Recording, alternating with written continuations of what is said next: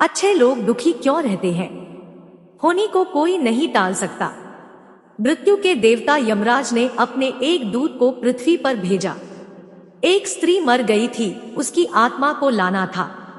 देवदूत आया लेकिन चिंता में पड़ गया, क्योंकि तीन छोटी छोटी लड़कियां जुड़वा, एक अभी भी उस मृत स्त्री के स्तन से लगी है, एक चीख रही है, पुकार रही है, एक रोते रोते सो गई है, उसके आंसू उसकी आंखों के पास सूख गए हैं। तीन छोटी जुड़वा बच्चियां और स्त्री मर गई है और कोई देखने वाला नहीं है। पति पहले मर चुका है, परिवार में और कोई भी नहीं है। इन तीन छोटी बच्चियों का क्या होगा? उस देवदूत को यह ख्याल आ गया तो वह खाली हाथ वापस लौट गया। उसने जाकर अपने प्रधान को कहा कि मैं न ला सका, मुझे क्षमा करे, लेकिन आपको स्थिति का पता ही नहीं है। तीन जुड़वा बच्चियां हैं, छोटी छोटी, दूध पीती। एक अभी भी मृत स्तन से लगी है, एक रोते रोते सो गई है, दूसरी अभी चीख पुकार रही है। हृदय मेरा ला न सका। क्या यह नहीं हो सकता कि इस स्त्री को कुछ दिन और जीवन के दे दिए जाए? कम से कम लड़कियां थोड़ी बड़ी हो जाएं और कोई देखने वाला नहीं है। मृत्यु के देवता ने कहा, तो तू फिर समझदार हो गया, उससे ज्यादा। जिसकी मर्जी से मौत होती है, जिसकी मर्जी से जीवन होता है, तो तूने पहला पाप कर दिया और इसकी तुझे सजा मिलेगी। और सजा यह है कि तुझे पृथ्वी पर चले जाना पड़ेगा, और जब तक तू 3 बार न हंस लेगा अपनी मूर्खता पर, तब तक वापस न आ सकेगा। इसे थोड़ा समझना। 3 बार न हंस लेगा अपनी मूर्खता पर, क्योंकि दूसरे की मूर्खता पर तो अहंकार हंसता है। जब तुम अपनी मूर्खता पर हंसते हो तब अहंकार टूटता है। देवदूत को लगा नहीं, वह राजी हो गया दंड भोगने को, लेकिन फिर भी उसे लगा कि सही तो मैं ही हूँ और हंसने का मौका कैसे आएगा। उसे जमीन पर फेंक दिया गया। एक मोची सर्दियों के दिन करीब आ रहे थे और बच्चों के लिए कोट और कंबल खरीदने शहर गया था, कुछ रुपए इकट्ठे करके। जब वह शहर जा रहा था तो उसने राह के किनारे एक नंगे आदमी को पड़े हुए ठिठुरते हुए देखा। यह नंगा आदमी वही देवदूत था जो पृथ्वी पर फेंक दिया गया था। उसको दया आ गई और बजाय अपने बच्चों के लिए कपड़े खरीदने के, उसने इस आदमी के लिए कंबल और कपड़े खरीद लिए। इस आदमी को कुछ खाने पीने को भी न था, घर भी न था, छप्पर भी न था जहां रुक सके।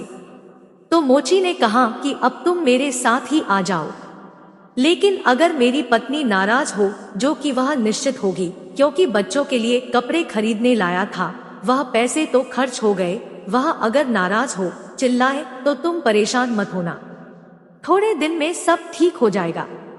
उस देवदूत को लेकर मोची घर लौटा।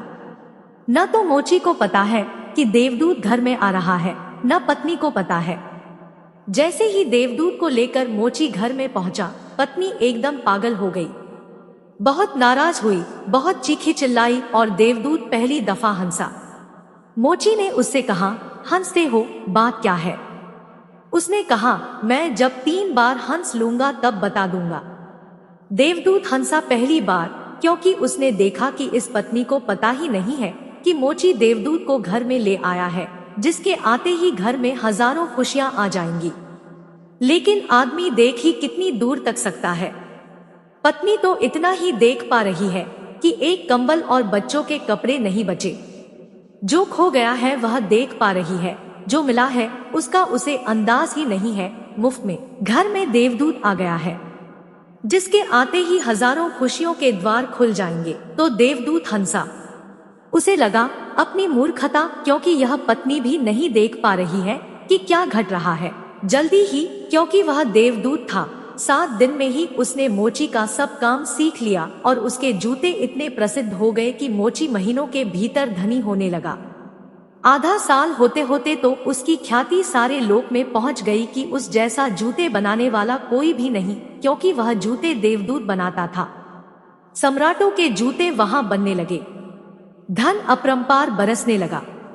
एक दिन सम्राट का आदमी आया और उसने कहा कि यह चमड़ा बहुत कीमती है, आसानी से मिलता नहीं, कोई भूल चूक नहीं करना। जूते ठीक इस तरह के बनने हैं, और ध्यान रखना जूते बनाने हैं, स्लीपर नहीं। क्योंकि रूस में जब कोई आदमी मर जाता है तब उसको स्लीपर पहनाकर मरघट तक ले जाते हैं। मोची ने भी देवदूत को कहा कि स्लीपर मत बना देना, जूते बनाने हैं, स्पष्ट आज्ञा है, और चमड़ा इतना ही है। अगर गड़बड़ हो गई तो हम मुसीबत में फंसेंगे। लेकिन फिर भी देवदूत ने स्लीपर ही बनाए। जब मोची ने देखे कि स्लीपर बने हैं तो वह क्रोध से आग बबूला हो गया। वह लकड़ी उठाकर उसको मारने को तैयार हो गया कि तू हमारी फांसी लगवा देगा, और तुझे बार बार कहा था कि स्लीपर बनाने ही नहीं है, फिर स्लीपर किस लिए? देवदूत फिर खिलखिलाकर हंसा। तभी आदमी सम्राट के घर से भागा हुआ आया। उसने कहा, जूते मत बनाना, स्लीपर बनाना, क्योंकि सम्राट की मृत्यु हो गई है। भविष्य अज्ञात है, सिवाय उसके और किसी को ज्ञात नहीं, और आदमी तो अतीत के आधार पर निर्णय लेता है। सम्राट जिंदा था तो जूते चाहिए थे, मर गया तो स्लीपर चाहिए। तब वह मोची उसके पैर पकड़कर माफी मांगने लगा कि मुझे माफ कर दे, मैंने तुझे मारा। पर उसने कहा, कोई हर्ज नहीं, मैं अपना दंड भोग रहा हूं। लेकिन वह हंसा आज दोबारा। मोची ने फिर पूछा कि हंसी का कारण? उसने कहा कि जब मैं 3 बार हंस लूं। दोबारा हंसा इसलिए कि भविष्य हमें ज्ञात नहीं है, इसलिए हम आकांक्षाएं करते हैं जो कि व्यर्थ है। हम अभीप्साएं करते हैं जो कि कभी पूरी न होंगी। हम मांगते हैं जो कभी नहीं घटेगा, क्योंकि कुछ और ही घटना तय है।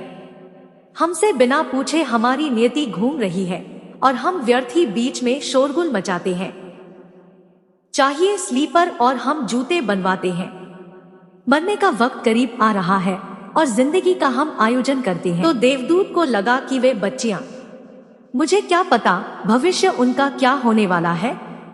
मैं नाहक बीच में आया और तीसरी घटना घटी कि एक दिन 3 लड़कियां आई जवान। उन तीनों की शादी हो रही थी और उन तीनों ने जूतों के आर्डर दिए कि उनके लिए जूते बनाए जाएं। एक बूढ़ी महिला उनके साथ आई थी जो बड़ी धनी थी।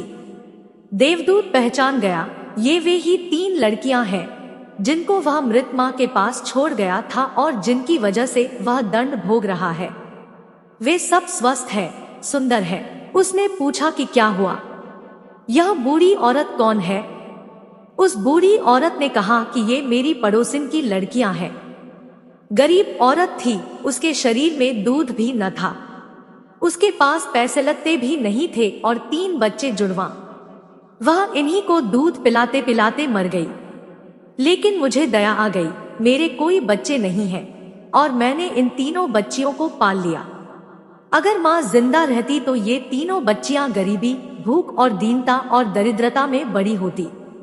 माँ मर गई, इसलिए ये बच्चियां तीनों बहुत बड़े धनवैभव में, संपदा में पली और अब उस बूढ़ी की सारी संपदा की ये ही 3 मालिक हैं और इनका सम्राट के परिवार में विवाह हो रहा है। देवदूत तीसरी बार हंसा और मोची को उसने कहा कि ये 3 कारण हैं। भूल मेरी थी, नियति बड़ी है और हम उतना ही देखते हैं जितना देख पाते हैं।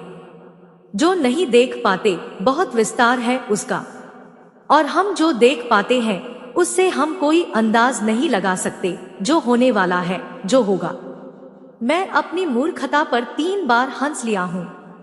अब मेरा दंड पूरा हो गया और अब मैं जाता हूँ। जो प्रभु करते हैं अच्छे के लिए करते हैं। दोस्तों, कहानी अच्छी लगी तो लाइक करें, शेयर करें, कमेंट करें और चैनल को सब्सक्राइब करें। Thank you.